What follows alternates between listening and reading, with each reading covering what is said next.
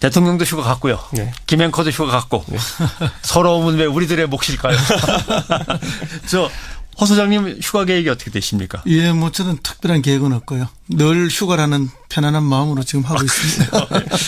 이럴 때 그 지역구를 또 관리해야 되는 당협위원장은 어떻게 여름을 보내시게 됩니까? 원래 사실 지역 구민들이 이제 휴가를 가시면 저도 이제 조금 휴식을 취하는 것이 원래 관례인데. 그런데 이번에 저희 동네에 무슨 그 유치원 하나가 폐원 위기에 처해가지고 저는 이 휴식 기간 동안에 그 262명 학생들, 원생들 지키기 위해 가지고 헌법 소원 준비하고 있습니다. 지금.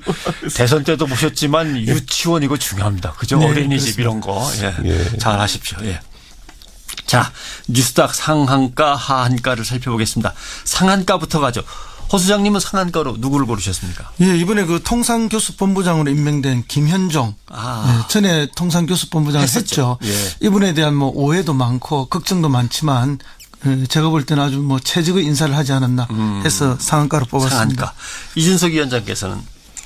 저 같은 경우에는 이제 국민의당 수뇌부를 뽑았습니다. 오, 국민의당 수뇌부가 상한가. 예. 예, 값어치가 뛰었다. 예. 자, 그러면 허성무 소장께 먼저 김현종 통상교섭본부장 상한가를 뽑은 이유부터 들어보죠. 예, 그 대통령이 이번에 그 한미 정상회담을 위해서 미국을 다녀오시지 않았습니까? 네. 가서 아마 현장에서 그 굉장한 통상 압력을 많이 느꼈을 거라고 봅니다. 그래서 이 압력을 돌파할 수 있는 최적의 장수가 필요하다. 예, 공격이 최선의 방어다. 하는 공격이 방어다. 네, 결국 공격을 가장 잘할 수 있는 협상가가 필요했는데요. 그것은 결국은 FTA를 처음 체결할 때의 주역, 그 김현종 씨가 가장 적합한 인물이 아닌가. 개정 협상도 한번 주도해봐라 하는 그런 기회를 줬는데요. 이분이 이제 그 밖으로 알려진 것과는 달리 굉장히 애국주의적인 분이에요. 네. 자기 아버지가 원래 노르웨이 대사 출신인데 자기는 이제 미국에 있었기 때문에 뭐 이렇게 우리 군 복무가 없잖아요.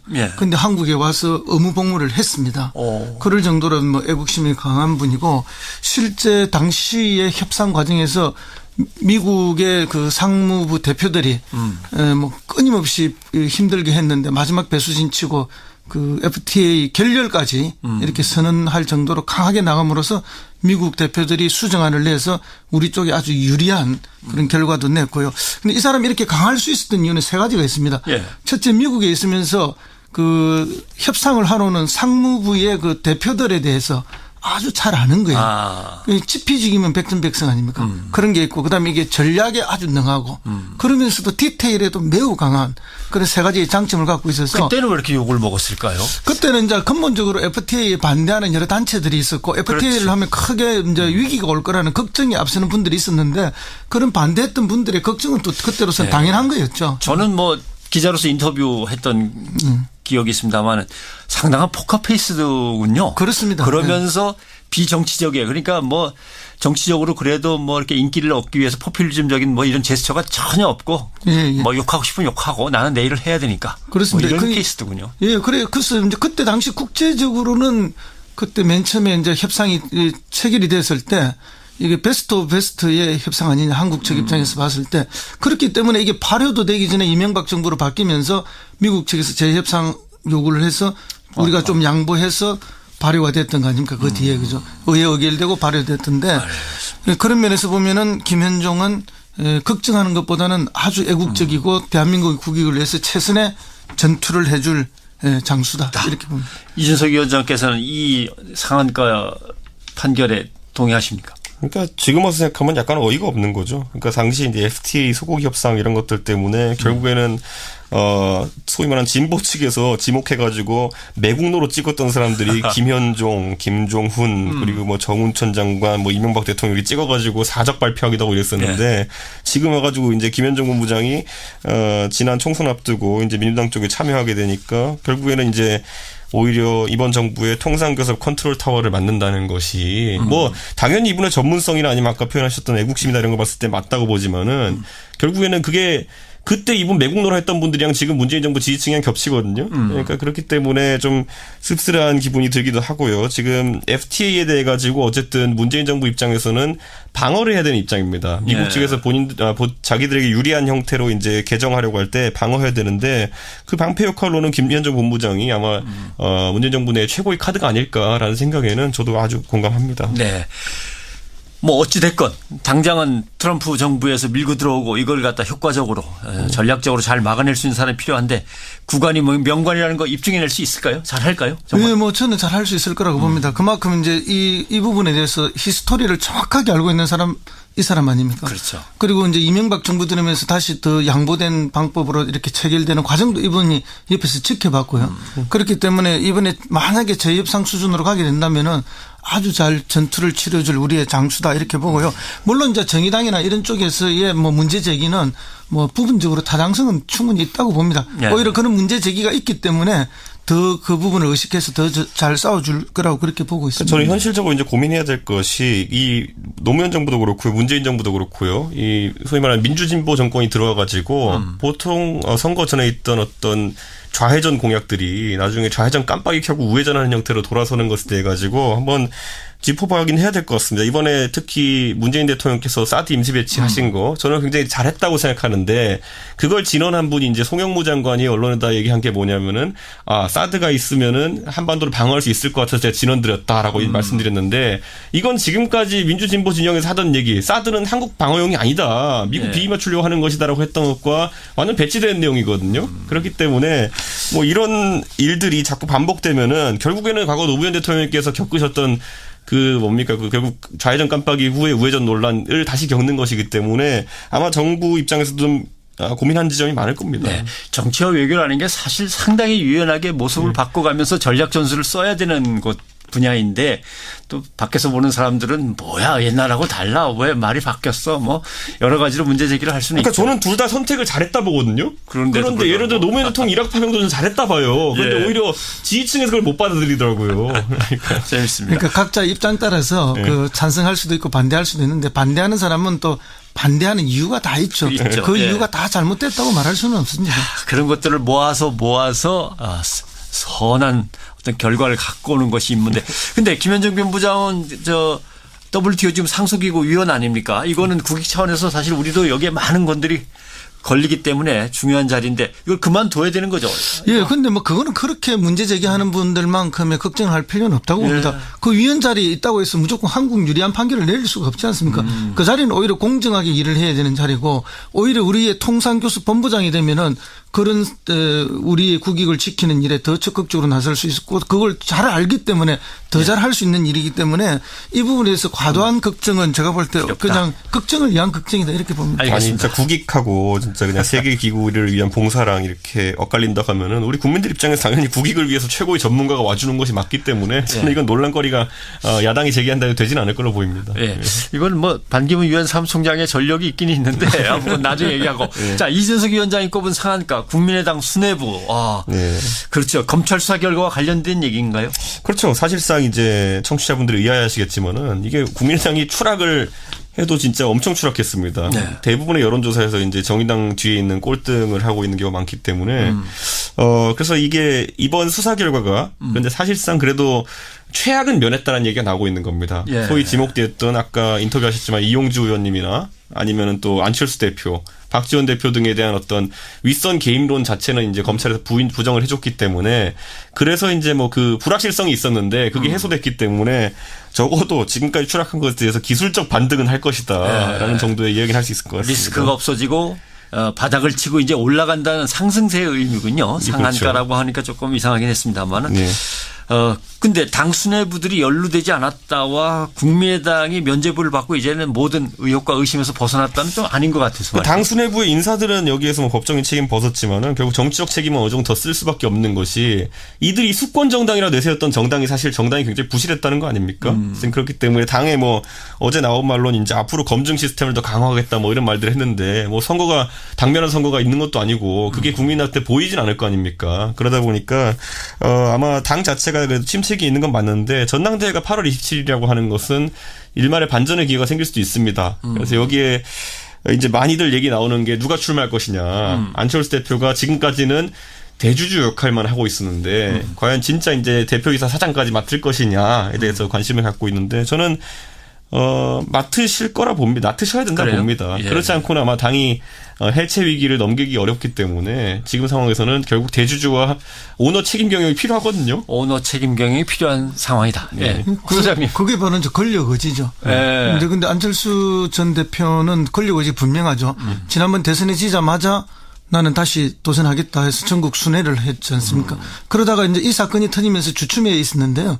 그러면 이제 이 사건이 어떤 형태로는 지금 종결이 된 거 아닙니까? 뭐 깔끔한 건 아니지만 어쨌든 종결이 됐기 때문에 다시 행보할 수 있는 계기가 되었고 결국은 뭐 비판도 많겠지만 가시밭길을 뚫고 가야만 권력을 쟁취할 수 있는 거기 때문에 저는 결국은 당권에 도전할 가능성이 더 높다 그렇게 봅니다. 자, 당권과 대권을 다시 또 두 개를 다 쥐어야 되는 거 아닙니까? 안철수. 대권으로 가기 위해서는 당권을 반드시 그렇죠? 쥐어야 되는 과정이죠. 그러니까 이게 사실 뭐 아주 선두주자나 이런 경우에는 책임질 일을 안 만들기 위해서 다른 사람에게 맡기고 이런 게 있는데 여기 국민의당은 뭐 저희 바른정당도 마찬가지지만은 지금 오너 책임 경영이 필요한 이제 발전기에 있는 중소기업, 중견기업이거든요. 그렇기 때문에 아마 그런 역할을 자처할 것 같습니다. 아니면 뭐 딴 사람 나올 수 있으면 나와봐라고 해봤자 또 나올 사람이 마땅치는 않네요. 뭐 그 얼굴이 하다못해 자유한국당도 지금 대표를 지금 못 뽑아가지고 지금 홍준표 대표가 정치적 자숙길 좀 가져야 되는 시기인데 본인이 직접 나선 거 아니겠습니까? 예. 그러고 보니까 또 할 말이 없네요. 홍준표 대표가 있네. 뿐만 아니라 이제 지난번 2, 3년 전으로 돌아가면 문재인 그 대통령도 그때 당권 도전을 하게 되지 않습니까? 예. 그때 당시 가야 된다, 도전하셔서는 안 된다, 이 찬반이 분분했지만 결국 도전하는 쪽으로 간 거는 뭔가 하면 아무리 리스크가 있다 하더라도 그 길을 해치지 않으면 대권을 갈 수 없기 때문에 당권 도전의 길은 필수 코스다 이렇게 봅니다. 예. 자, 그러면 이제는 하한가를 가보죠. 허성무 소장께서는 누굴 고르셨어요? 저는 그 조윤선 박성엽 부부를 골랐는데요. 예. 아마 청취자들이 깜짝 놀랄 겁니다. 뭐 업무방해 혐의는 무죄를 받고 위증죄만 유죄를 받아서 엄청 지금 이렇게 고무돼 있는 분들을 왜 하한가로 했느냐. 저는 뭐 이들 부부가 어쨌든 그 대한민국 최고의 엘리트들 아닙니까? 그 엘리트들의 지식이 이 국정농단 상황에서 국가를 좀 더 개선하고 국민들을 위하는 데 쓰이지 않고 자신들이 법을 빠져나가는 그러니까 법꾸라지 내지는 뭐 법 기름장어 같은 그런 역할을 하는 데만 쓰여진 것이 아닌가. 이렇게 해서 설사 지금 판결에서는 매우 자기들이 유리한 판결을 받았고 오히려 뭐 재판부에 감사한다. 명예를 지킬 수 있게 해줘서 이런 말을 했다 하지만 결국 국민들 입장에서 보면 이런 엘리트들이 국가와 국민을 위해서 뭘 했느냐. 자기들 이익만 지킨 것이 아닌가. 이런 면에서 좀 지적을 하지 않을 수가 없고요. 네. 심지어 이제 조윤선 전 장관 같은 경우에는 뭐 국회에서 그때 뭐 청문회 과정 이런 데 보면은 남편으로부터의 지시를 카톡으로 받아서 다 이렇게 말을 하고 있지 않습니까? 예. 그럼 남편의 아바타가 아닌가 하는 이런 국민의 그 따가운 시선이 있거든요. 예. 일국의 장관이 그런 모습을 보이는 것이 과연 맞는 것인가 이런 걸 봤을 때 여러 가지 우리 아픔이 있는 것이죠. 예. 그래서 지금 이번에 또 항소까지 하겠다는 거 아닙니까? 그럼 이게 진정한 항소냐? 이번 판결에 굉장히 만족하면서 왜 항소를 하느냐? 그것은 결국은 뭐 알리바이를 만들기 위한 항소가 아닌가? 이런 걸 봤을 때 최고의 엘리트들이 보여주고 있는 모습이 국가와 국민을 위해서 헌신하는 모습이 아니라 자기의 이익만 지켜나가는 그런 모습들이 아닌가. 그래서 씁쓸한 모습 때문에 제가 그렇게 뽑았습니다. 이준석 위원장은 하한가 누구 고르셨습니까? 저 같은 경우는 이제 하한가로 고른 게 특검이거든요. 아, 그러니까 뭐 조윤선 박성엽 부부가 저쪽으로 올라갔으면 하긴 이쪽에서는 특검이 또 떨어져야 되는 거예요. 동일 이슈죠. 그런데 예. 이제 제가 봤을 때는 특검이 뭐 지난 조사 과정에서 뭐 열심히 하고 짧은 시간 내에 성과를 냈다는 건 아무도 부인하지 않을 겁니다. 네. 그런데 이제 이게 첫 판결이잖아요, 사실상. 그런데 핵심 어쨌든 국민들이 좀 반감을 가지고 있는 핵심 인물 중에 하나인 조윤선 장관의 혐의 입증에 있어가지고 이거 사실 특검이 공소유지하면서 재판 치른 거거든요. 그런데 특검이 재판에 이기지 못한 겁니다, 이거는. 네. 국민을 대리해서 특검이 이제 형사 소추했는데 그렇기 때문에 그때 특검이 특검 활동을 종료하면서 굉장히 여러 가지 말들을 많이 했어요. 예를 들어 정유라 구속에 대해서도 그렇고 뭐 이재용 그 부회장 구속에 대해서 그렇고 뭐 조사 다 잘해놨으니까 우리가 내기만 하면 이제 구속이 될 거다. 영장 발부될 거다 했는데 실제로 이재용 부회장도 한두 번 안 되고 뭐 정유라 씨도 구속이 안 되고 뭐 이런 식으로 일이 좀 증거가 불충분한 상황에서 많이 진행됐던 것들 물론 제약이 있겠지만은 그래서 좀 특검의 성과가 좀 미흡했다라는 걸 지금 확인할 수 있는 게 안타깝고 이렇게 되면 이제 불안감이 이제 또 생기는 것이 뭐냐면은 지금 이제 이 소위 말하는 이 블랙리스트 파문은 솔직히 이렇게 표현하면 그렇지만 전초전이거든요. 이제 본선으로 가게 되면은 뇌물죄에 관련해서 과연 그렇다면 이재용 부회장의 혐의를 제대로 입증할 수 있을 것인가, 박근혜 대통령의 혐의를 제대로 입증할 수 있을 것인가에 대해 가지고 뭔가 이제 국민들이 갸우뚱하는 게 생기고, 이 갸우뚱하는 게 생기면 생길수록 반대로 이제 사회적 혼란이 가중됩니다. 우리 예전에 잘 봤지만은 탄핵 마지막 가가지고는 탄핵이 될까 말까로 국론이 분열되다 보니까 태극기 집회로 나와가지고 이제 뭐 사람들이 꽤 많이 나오고요. 그리고 탄핵 찬성 집회도 꽤 많이 나오고 이러면서 국론 분열이 심화됐거든요. 근데 이제 박근혜 대통령 재판에 대한 판결이 한 2달 정도 앞에 남은 상황 속에서 그렇죠. 이런 특검의 증거 불충분에 대한 부분이 이제 대두되기 시작되면은 또다시 사회 혼란이 야기될 가능성이 있습니다. 그렇죠. 뭐 사회 혼란은 그런 차원에서뿐만 아니고 특검이 한가라는 차원뿐만 아니고 법원에 대한 불신도 있을 수는 있습니다. 그렇죠. 물론 예. 법원의 판결은 다 존중할 수밖에 없는 것이고 그럼에도 불구하고 국민들도 요즘 수준이 많이 높아진 정도가 아니라 오히려 국민들이 더 수준이 높죠. 그렇기 때문에 이 법원의 판결이 과연 타당한가, 상식으로 보면은 정무수석으로 갔는데 비서관들이 업무 보고를 다 하게 됩니다. 그리고 예. 매주 보고를 하게 되고 수시로 하게 되는데 과연 업무 보고를 안 했느냐. 나는 관심이 없어서 받을 필요가 없었다 보고에 대해서 이렇게 이야기를 하지만 관심이 없어도 밑에서는 다 보고를 하게 돼 있는 게 공직사회의 기본이거든요. 그런데 이 비서관이 보고한 적이 있다고 했다가 특검에서는 법원에서는 보고한 적이 없다라고 말을 바꾼 겁니다. 이런 것들을 봤을 때 상식적으로 납득이 잘 안 가는 부분이 하나가 있고, 그다음에 장관으로 가면은요, 처음 취임하면은 모든 국실에서 현안과 보고를 다 하게 돼 있습니다. 예. 그리고 뭐 매주 또 간부에서 다 보고하게 돼 있는데 보고가 전혀 없었다? 정말 납득할 수가 없는 이야기거든요. 물론 이제 그것에 대해서 입증 부분은 특검의 뭐 책임이긴 합니다만 적어도 공직사회나 조직사회에서 뭐 일반 사기업이라도 근무해본 분이라면은 이런 식의 법원의 판단에 동의할 국민이 과연 누가 있겠는지 그러니까 이런 생각이 듭니다. 결국 보면은 나머지 사람들 하다못해 실국장이랑 김기춘 실장이랑 모든 다른 개선에 있는 사람들은 처벌이 됐는데 이 부분에 대해서 조현선 장관 처벌 못했다는 거는 증거 입증에 실패한 거죠. 그러니까 아까 말했던 상식의 범위 내에서 법관들도 판단할 텐데 거기서 최소한의 이제 입증 증거가 안 나왔기 때문에 판결을 못한 건데. 그건 결과적인 분석이고요. 네. 결국 지금 제기되는 문제는 그런 거 아닙니까? 조현선한테 불리한 증거들은 법원이 채택하지 않았고 유리한 증거들만 채택해 줬다. 그런 지적에 대해서 법원도 한번 곰곰이 생각해봐야 될 점이라서. 그래서 떠오르는 게 둘 다 김앤장 출신이었고 김앤장 소속이었고 역시 부부가 김앤장과 관련이 있으니까 김앤장이 승리한 거 아니냐.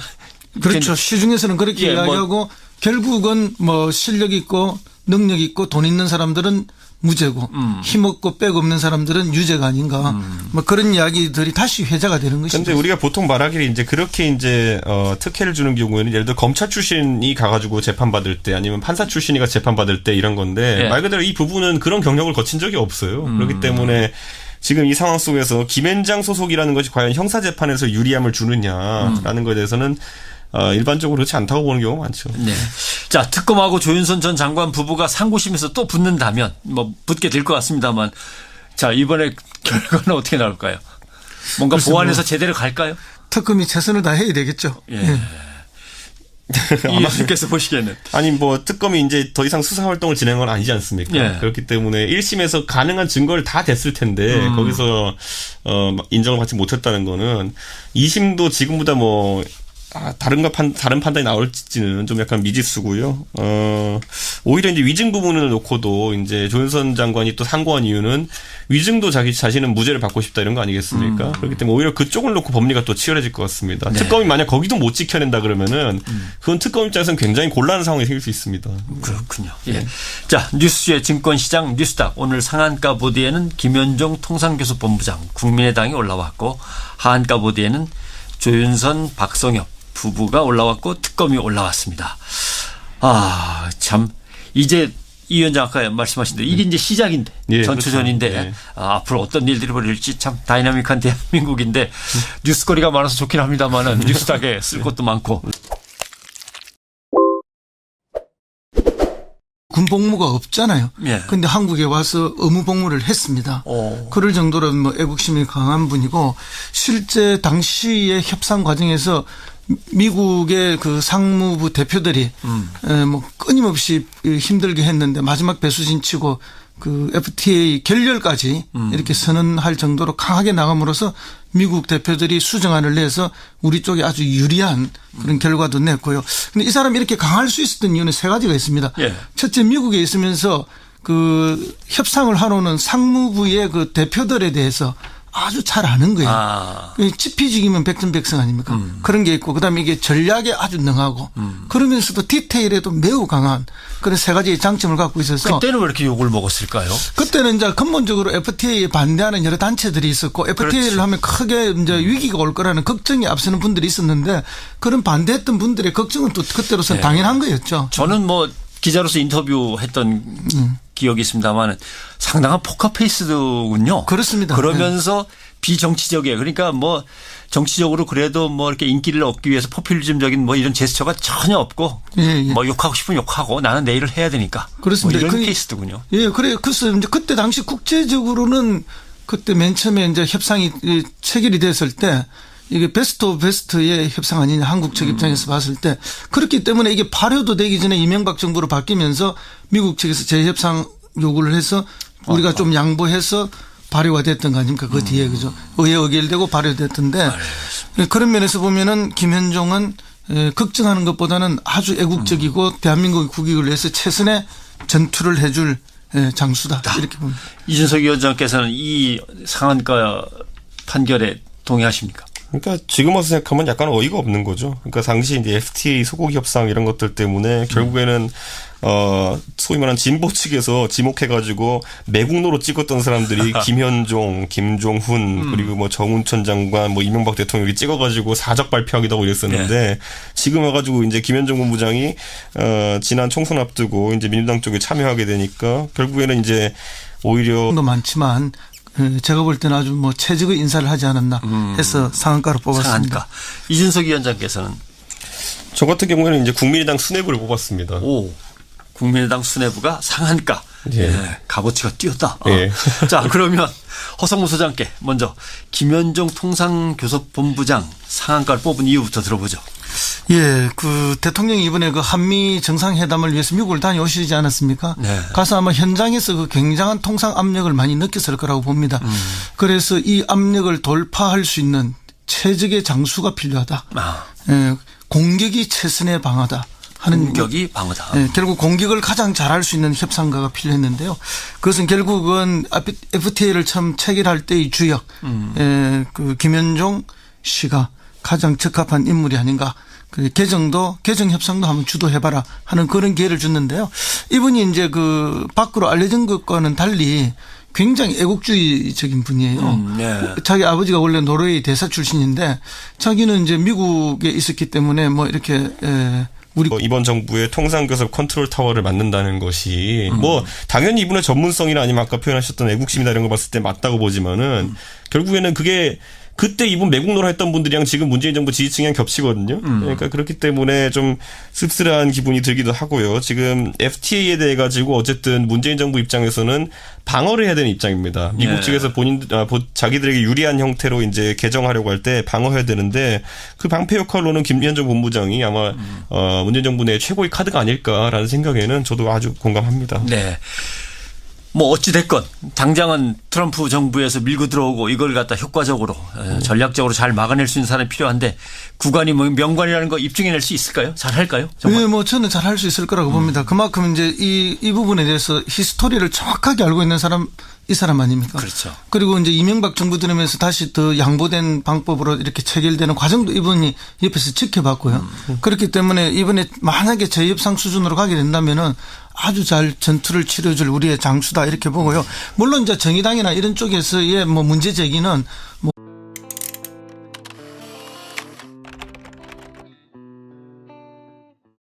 대통령도 휴가 갔고요. 네. 김앵커도 휴가 갔고. 네. 서러움은 왜 우리들의 몫일까요?